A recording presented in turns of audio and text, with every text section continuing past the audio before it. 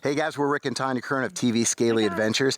You know, Tanya, when we filmed with the Gastonia Police Department's Identification Bureau in North Carolina, I was so inspired by some of the techniques and things that they showed us about science and how they're able to identify criminal things. Very cool. It got me started thinking about one of the things that even our own folks here can do when they're watching the show.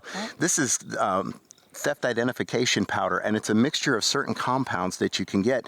And Tanya actually took and opened it up, and she put some of this little powder right here on the end of this ice pick. There we go. Okay, and then what we did was, I'm going to show you something really cool. It's a powder, but when it contacts the oils in my hand, okay, and let's just get a good grip here, like I was actually using this thing. Okay, now you hold the ice pick.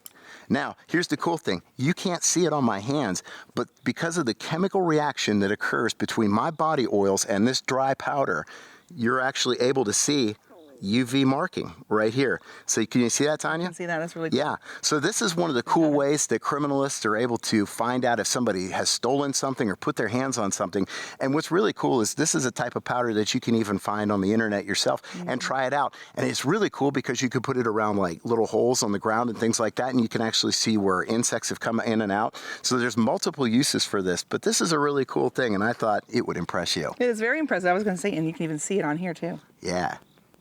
So stay tuned to Scaly Adventures for more cool science tips like this.